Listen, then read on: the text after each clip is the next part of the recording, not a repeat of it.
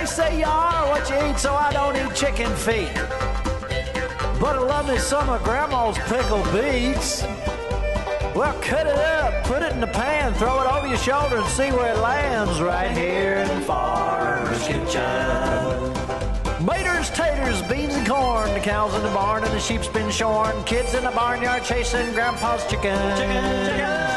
Spices, slices, cuts and dices, gonna slash your grocery prices right here in Farmer's Kitchen.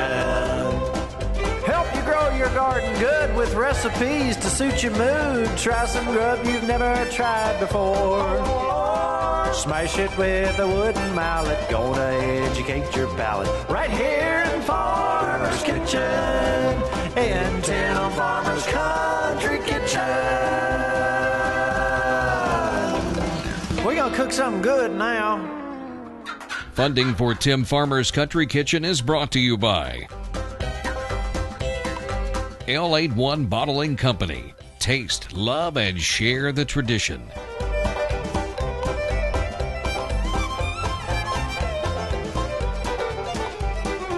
Harvest Energy Solutions. Harvest cabins when you absolutely have to get away.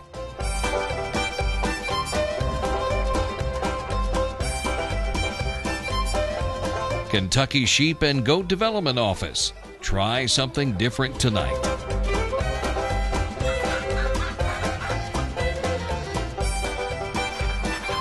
Salt Rocks, the flavor of life.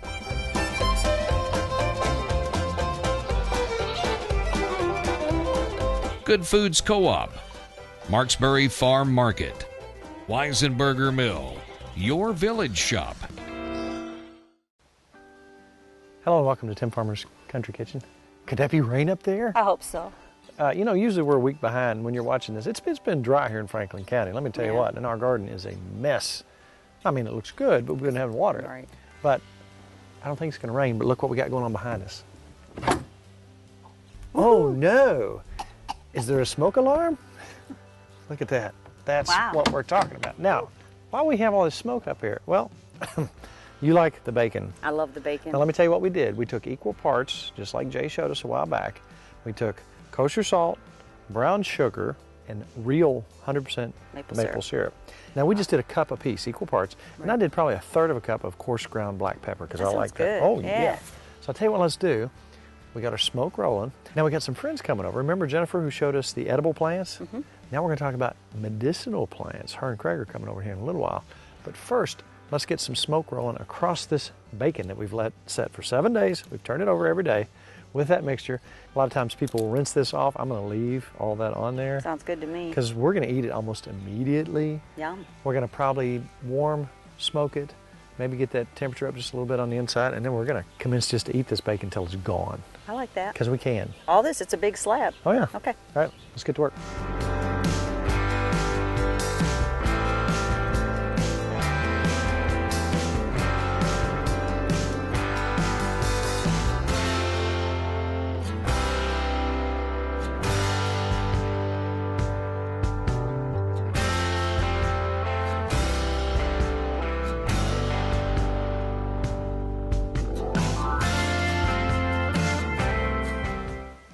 I think that's the coddles.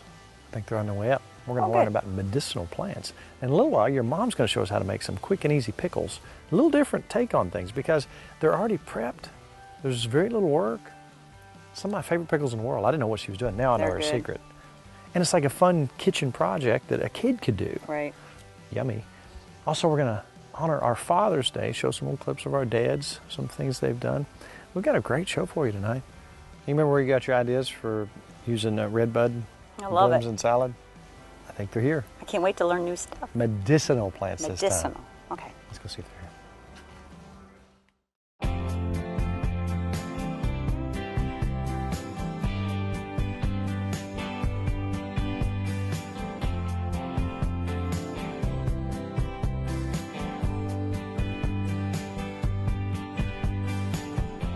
All right, Jennifer's back. That was a popular piece we did there back with the edible plants. So now we're going to still talk about edible stuff, but we're going to talk about some different things and medicinal values. Mm-hmm. Red clover, everybody knows red clover. It's a little bit larger than white clover, which is also right here, kind of close to the ground. We all have this in our yard, but this usually you can find on in fields, on roadsides, because most of us hopefully cut our grass before it gets this big. Right. But red clover is great. What are you saying about my grass? It's awesome. Red clover we can pick, and you can lay this out on like a cookie sheet or in a screen in your backyard on a sunny day and dry this out, and it makes a fantastic tea. And this is used to calm you down. Really? Yeah, it's So just got a really calming effect? soothing, relaxing type So tea. would you take a handful of those and just dry them out a couple days in the sunshine? Yeah. And then poop? Yeah. Put 'em With a in little honey. Well. Really great. You can buy this, of course, at the store, but why not just make your own? Well, how about that? Red clover right clover. here. I'm going to start gathering that. We'll make some tea.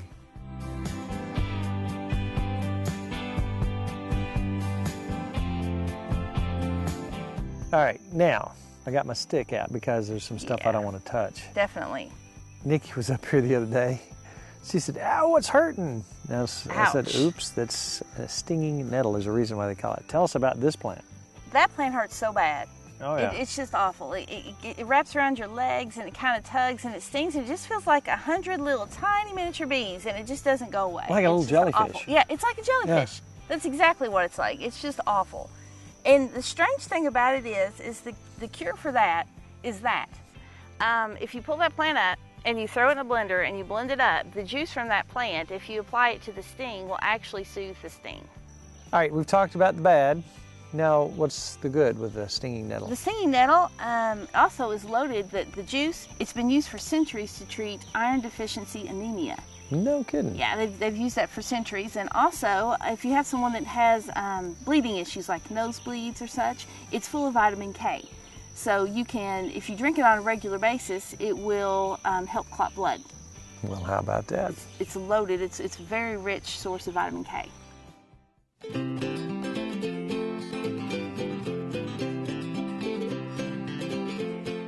Obviously, we got blackberries here. Delicious, yeah. Blackberries.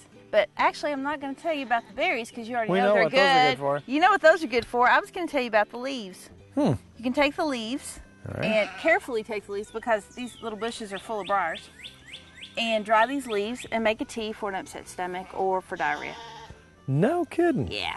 So dry these out. Just put them on a screen or out by the porch in the sun. Yeah.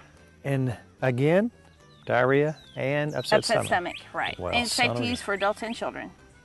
How about that? And you can just, gather them in the summer, get you a big bag of it, dry them, and you're good to go all year. So you could put those in an old tin or whatever and, Oh, yeah. and label it, and there you go. There you go.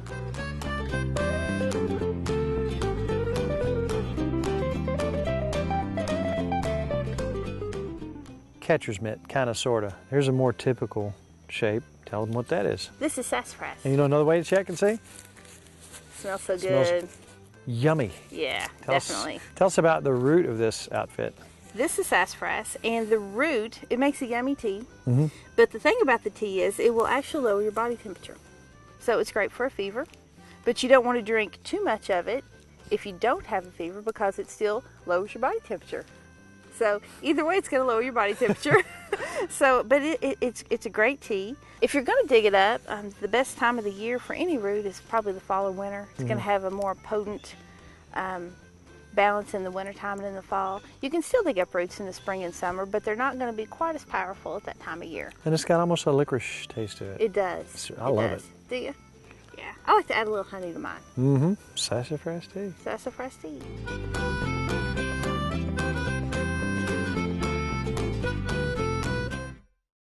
It was a hot walk in the woods, and Yes, thanks it to was. Jennifer for coming back. And Craig was in the background, you didn't see him. He's going to be on in a couple weeks to talk about tree ID. Yeah. So He knows Ju- a lot too, doesn't he? Oh yeah, did you learn anything today? What was that stuff that stings my legs up? I don't like it. Stinging nettle. Okay. Remember I got in it that one time and had come You know how running to to cure you? it? Go pick a bunch I of it. heard her say and then rub that. it all Yeah, over. uh-huh. Oh, no, Rub no, it on you, my no, face. no, you don't. Okay, all right. No, actually, you don't do that. You. How about I pick it- stay out of it? That's a good That's thing. the That's best probably way the to best keep way to it. do it. Now, behind us, we're keeping the right temperature. It's right below 100 degrees, right around 100 degrees. Look at this. Oh, wow. It's been going a couple hours. It's like you Two could and a take a half to bite. be exact. Can we take a bite? Oh, I'm telling you what, this is going to be yummy, yummy, yummy. Now, when our dads were growing up, it being Father's Day weekend, let's talk about our dads. This was commonplace. course, their smokehouses were probably a lot bigger, and they probably processed a lot more meat like that. They probably had hams hanging from the previous winter where they did their hog killing. But let's talk about our dads. Why do you have the best dad in the world? You know, we both have the best parents in the world, don't we? Yeah. My dad was always so encouraging and wonderful. Everything I did was, anything I cooked tastes good. I don't care how bad it was. I could see Mom roll her eyes. He thought it was good. He encouraged everything I did. Music. He liked your music? Yeah, he liked everything. Everything was encouragement from him. And he thought I did a great job, and he was fun. Let's visit with Bill as we honor our fathers this weekend and listen to him talk about the ice truck. You know what, we got the oil lamp burning, and it's time to talk about the old days. You know, when I was a kid, I was always interested in things that happened way back when. I wish I'd have set my great-grandparents down and taken a lot of their memories and somehow talked about that. We got Wild Bill here. Nicki's dead. Did you ever hear, though, remember when we were kids, the people go by with the ice cream cones, they'd sell them, they'd ring a bell. Oh, yeah. And it'd be followed about 20 kids behind them. Yeah. Well, when the ice truck went through, the same thing. All the kids were following Ice truck. the ice truck. Now, see, that's what a lot of people are going to think, ice cream truck. No, This you're was- talking about back in the day, It was ice. refrigeration was not That's done all they had with was- electricity. You had an ice box. And they'd have a big thing insulated, loaded with ice in the winter, and it never melted. And they would come in and just haul pieces out. So they would cut like pieces of the lake out, put it in an insulated building. They'd bring it in pieces, all cut certain pieces. Yeah. And they loaded the truck, and when they took it out, they brought it to your house, they would come in and set it in your ice packs. And you said the kids would follow because they wanted a little piece of ice for a They treat. were following the truck. For Because they had to summertime chip treat. it sometimes to make it fit. Everybody did it. Wow. And what would it last? Maybe a week in the I ice don't box? know. All I know, it melted and the water went outside. And the truck, you said it was always leaking water. Always leaking water. Because too, the ice yeah. was always melting Yeah, as you yeah, traveling down the road. Did you grow up on the farm, or did you kind of move to Garden No, City? we spent our summers there when we were little kids. We went there when we were little babies. So we were born in '35, and we You were a twin. twins. Now, you mentioned that there was a kitchen, and there was a summer kitchen. The summer kitchen was in when the hot summer, but the kitchen would heat the house. When you got up in the morning, you'd go to the kitchen where they were frying the eggs. Oh, there was delicious. Well, probably wood burning stoves. Well, yeah, wood burner stove, and they Wow. would make the wood burner stove. They'd bake stuff in it. That was hot heat in the house. That's the only heat they had. But in the summertime, In the summertime, they went out and back, just like a door here, and this room here was the summer kitchen. They did all the cooking out here, and none of the heat went inside, right. just the meal. Now, what do you remember as a kid growing up on the farm? What did you get? What kind of food did you get on the farm that you didn't get back in Garden City? Well, in the summer we got green beans and peas and everything, and I used to go out and pick blackberries with them, and we'd make blackberry jam, all that stuff. We had gardens. They had chickens. They raised chickens. It was a self-reliant home. They had cows and they butchered, but the food was delicious. You know, your dad grew up during the Depression, and during that time, That's right. food They was lost scarce. three. They had 3 farms. They lost 2. Wow. And during that time, food was scarce. They did a lot of canning, like I do. You can't freeze. You just freeze your green beans and put them in the bank. That they never The bank? The bank. Now, that's what we talked about. It was kind of a root cellar. It's but it's a bank, and you had all your stuff. All your canned goods were here. All your potatoes and everything. And you go in, open the door, go down in, and then bring out what you want. Nothing froze. So it's down in the ground, so it probably keeps a constant temperature of 50 It was probably degrees. 50 degrees at the max. Yeah. And so they kept all the vegetables. Everything was The fresh. bank. The bank, and then they used to smoke stuff like with your smoking thing. Uh-huh. They would smoke the hams and stuff and hang them out. Where they were out there forever. Yeah. Just cut them. And then they bring them out and cut them and put them back in there. Yeah. What were your chores on the farm? Well, when we were little boys, our chores was just to entertain them. But no, they taught me how to milk. Wow. And I used to run the what do you call it, separator? When you have the Oh, the cream separator? it did that. We cranked You ever that. churn butter? Yeah, and butter. Yeah, and then we had the buttermilk, all that stuff. My fondest memory was picking blackberries with my aunts. Now, did she make the jam and show? You That's still right. make jam. She showed you how to do it. Yeah, and we put in a garden. I'd go out and pick tomatoes, and we'd pick beans. And my favorite dish was green beans with ham. It was delicious.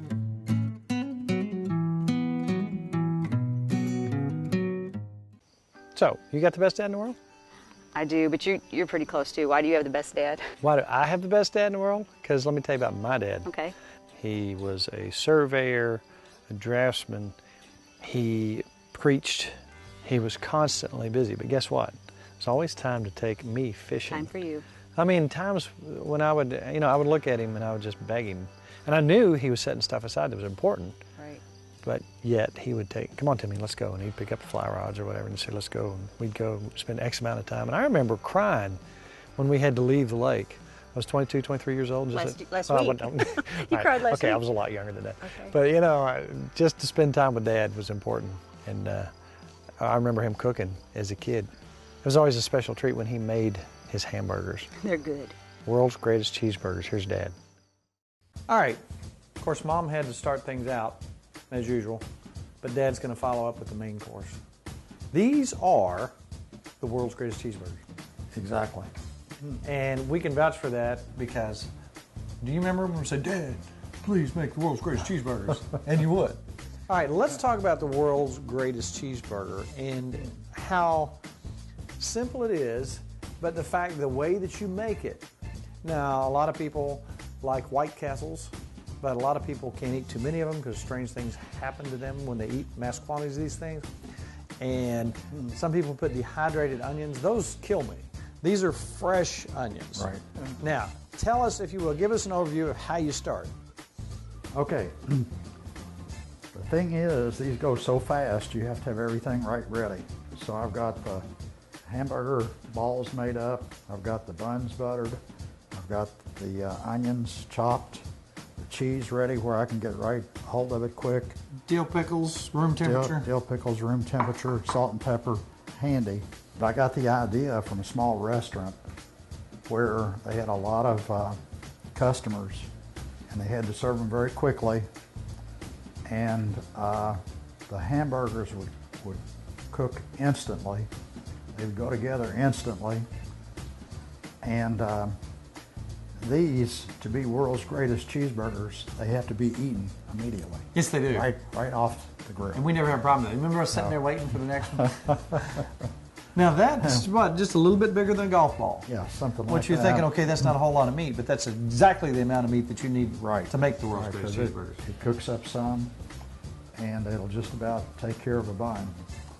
Hey, Dad, look here. I found this in an antique store. It used to have a rooster on it, but I put it in the dishwasher. That's an old hamburger press. Mm-hmm. Put one in there, see what you think. You can just flatten the heck out of them. I think that'll work great. You like that? Yeah, it's just the right. Kind of makes it uniform. About the right flatness. How about that? Now this fellow in the restaurant, when he flattened the hamburgers, he threw one on the grill and he took the spatula and he went, and it was flat. That's how quick he did it. He had that muscle memory. He'd been doing it for so long. Everything was exactly one after the other. Quick and perfect. Yeah. Well, I'm gonna grab some stuff and help you take everything over because I'm dying for hamburgers. Basically, you have your skillets hot, at least two skillets, but you put the hamburgers in the skillet, flatten them out as flat as you can get them, put the buns in the other skillet so they can be toasting, and as soon as the hamburger gets done on one side, or while it's cooking actually, you put the onions on top and push the onions smoosh them into the burger. Mm-hmm. Right. And then you can see when the one side gets done, you quickly flip the burger to the other side. When you do that, you put the cheese on. Mm-hmm. And then when the whole thing is finished, the bun should be finished, the hamburger finished. You take it out, put it on the bun, put the pickles on it, and put it on a plate ready to eat. You know what? Anytime you fix these, people just start showing up from off the street, wherever they are, and they start grabbing them. It's hard to keep everybody away from them, but you know, I was wanting to have at least 3 or 4 of these, but I think we should commit to eating them right now. Those are the world's greatest cheeseburgers. You know, most times when you eat a hamburger, you want some ketchup or mustard. I think that would take away from this. Try this. If you don't like it, we'll come to your house and beat you up and take your hamburger. That's not nice. No, wonderful. Thanks, Deb. Good job. We're great cheeseburgers.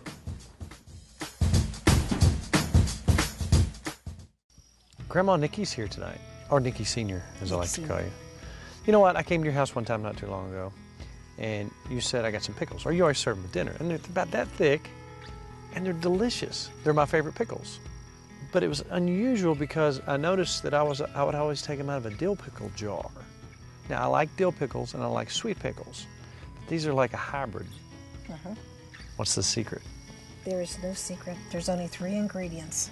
When you look at this recipe, it's not, you didn't grow your own cucumbers. You don't have to buy cucumbers. No. This is specifically for taste. They're delicious. Now, I could eat a whole jar of those for dessert. So you buy a jar, and this is usually, you buy the Vlasic Crunchy. Right. And then what's the magic you do? Sugar, apple cider vinegar, and pickling spices. And that's it. That's it. So you take this existing pickle that's already fixed, it's cured, it's crunchy, it's good to go. What do you do with the juice that's in there? You throw the juice out. So you don't use that juice? No. Well, let's get started. Okay. So show us what you do. Just take the pickles out. Well, first of all, we dumped all the juice out. Right. Nicki Jr. did that behind the scenes. Yes, and we're just going to cut these pickles in thick slices, maybe 1 inch.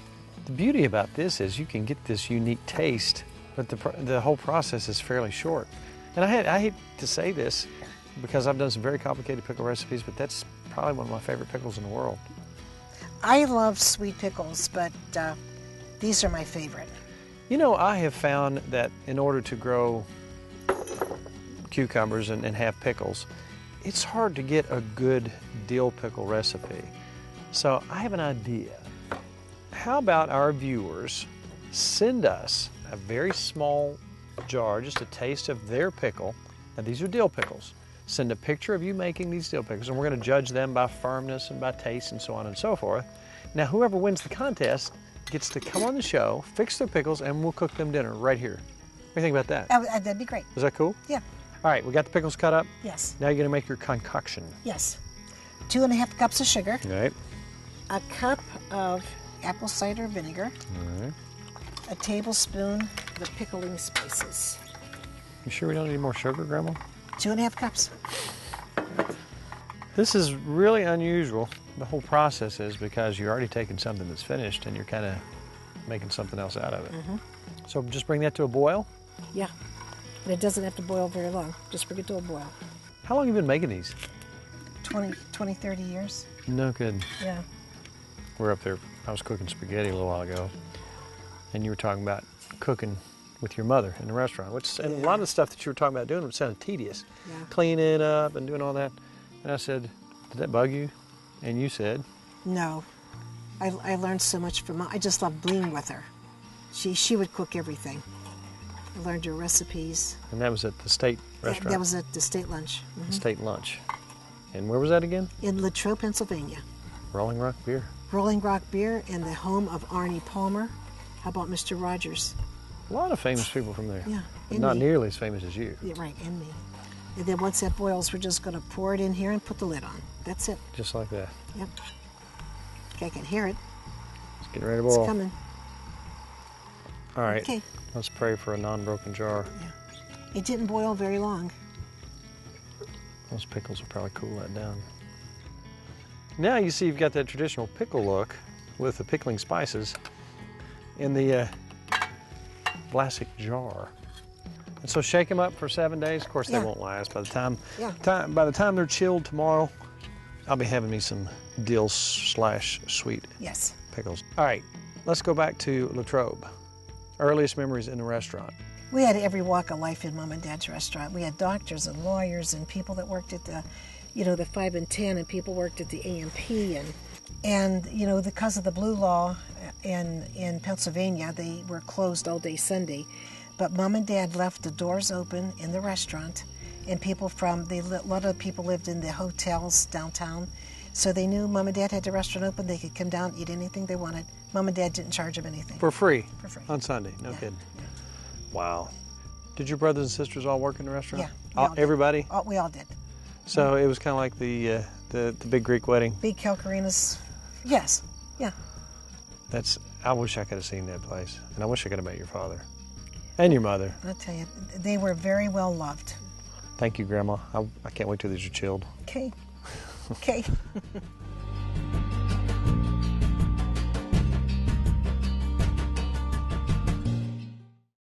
All right, it's time to talk about our Facebook page. Check us out and like it. See where we're going and what we're doing. And Tim Farmer's Country Kitchen reached a milestone this week. Guess what? What? 2 million views. Wow. Woo! Woo-hoo. People watching from all over the world. I look on there and people are watching in Scandinavia and Saudi Arabia and Really? all over the place. It's really cool because you can get on there and look and see where everybody is. Recipes you might not have seen before. How-to stuff, how to build a smokehouse, raising and butchering rabbits, pigs, all sorts of stuff around the farm. You know, I'm gonna let this go, I don't know, maybe 6 to 8 hours. I really want to get that hickory smoke ingrained in that. This is gonna be magic. Magic. How you like a little smokehouse? I like it, and it's cute. It is cute. I mean, it fits the motif. You know what? Yeah. This is our settlement. This is our little place. You know what?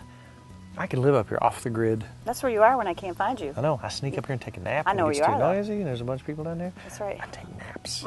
You like your naps. And it's time to close the show, so it's all about Good times, good friends. and good eats. We'll see you next week Yummy. on Tim Farmer's Country Kitchen.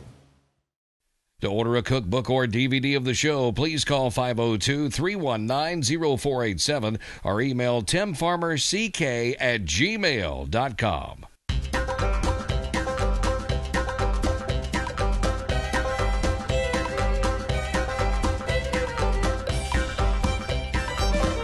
Special thanks to Furniture World Superstore, Tater Knob Pottery and Farm,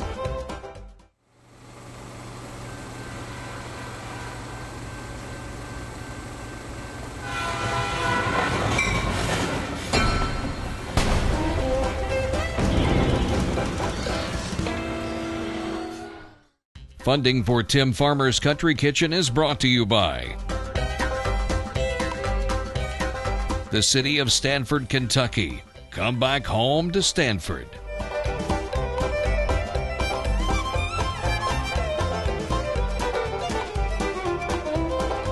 Woods Equipment Company has every tool you need to make working the land as rewarding as hunting it.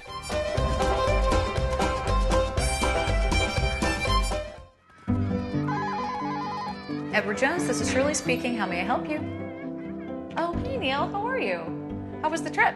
With nearly 7 million investors, Right here. Hold on one second. you'd expect us to have a highly skilled call center. Kevin, Neil Hawley's on line 1. Okay, great. And we do. It's how Edward Jones makes sense of investing.